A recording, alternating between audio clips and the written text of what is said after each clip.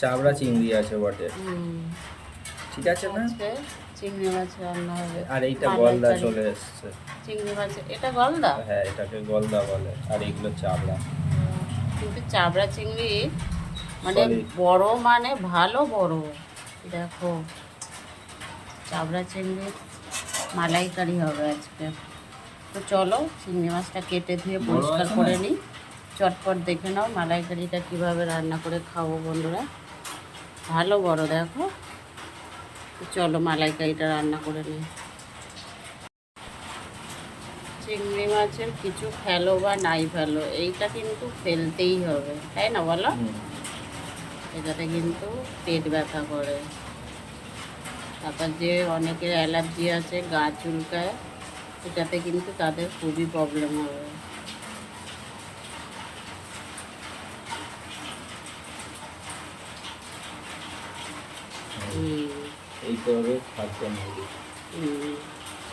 চিংড়ি মাছের মালাইকারি আজকের বানাবো। চিংড়ি মাছের মালাইকারিটা তো অনেক ধরনেরই বানানো যায়, আমিও বানিয়েছি অনেক ধরনের। আজকের একটু অন্যরকম করে মালাইকারিটা খাবো। আর আজকের বেশ বড় বড় চিংড়ি মাছ নিয়ে এসছে, সেটা হচ্ছে চাবড়া চিংড়ি বলে এগুলোকে। তো চলো চটপট বানিয়ে নিই চিংড়ি মাছের মালাইকারি। আর আজকে চিংড়ি মাছের মালাইকারিতে কী কী দিয়ে রান্না করব সেটা চটপট দেখে নাও। ভিডিওটাকে স্কিপ করে চলে যেও না। যদি ভালো লাগে লাইক কমেন্ট শেয়ার করে দিও যারা ফেসবুকে দেখছো।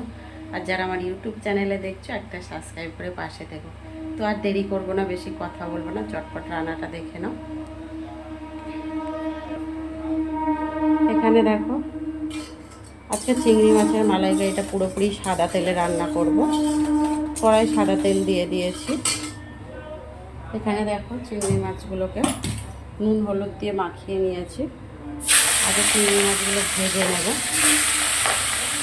খুব বেশি ভাজবো না, হালকা জাস্ট ভেজে তুলে নেব, নাড়াচাড়া দিয়েই তুলে নেব। চিংড়ি মাছ রান্না করার জন্য এখানে নারকেল পেস্ট করে নিয়েছি। এখানে আদা, এই রসুন আর পেঁয়াজ পেস্ট করে নিয়েছি। ছোট্ট একটা রসুন নিয়েছি, ছোট্ট একটা পেঁয়াজ পেস্ট করে নিয়েছি। এখানে সর্ষে পেস্ট করে নিয়েছি, কালো আর সাদা সর্ষে পেস্ট করে নিয়েছি। একটু মিষ্টি নিয়েছি, নুন নিয়েছি, নুন হলুদ, কালো জিরে আছে এখানে। এবার চলো করে নিই রান্নাটা। এখানে সবার প্রথমে দেখো গোটা শুকনো লঙ্কা ফোড়নে দিলাম, তেজপাতা,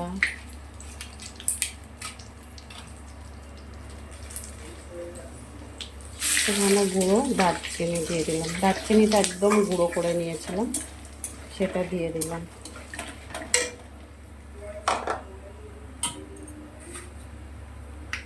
একটু কালো জিরে দিলাম।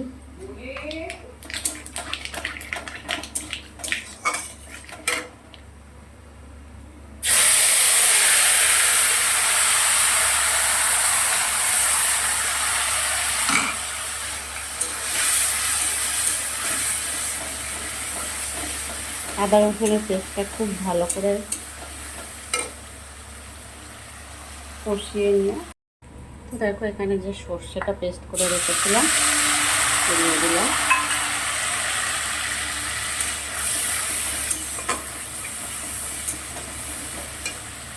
নুন দিয়ে দিচ্ছি স্বাদ মতোই।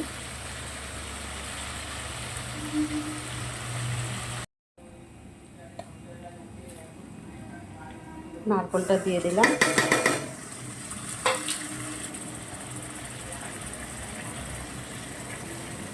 টক দই দিচ্ছি। টক দইটা কিন্তু আমি ফাটাইনি।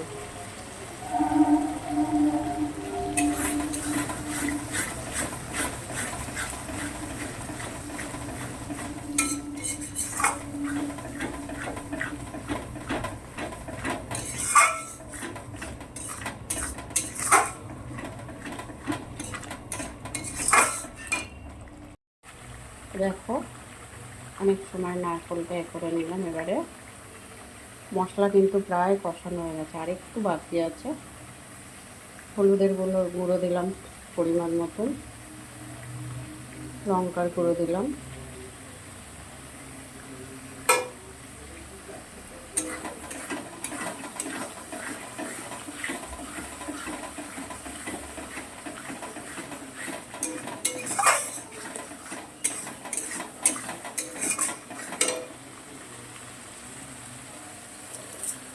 মিষ্টি দিয়ে দিলাম একটু, কাশ্মীরি গুঁড়ো লঙ্কা দিলাম একটু,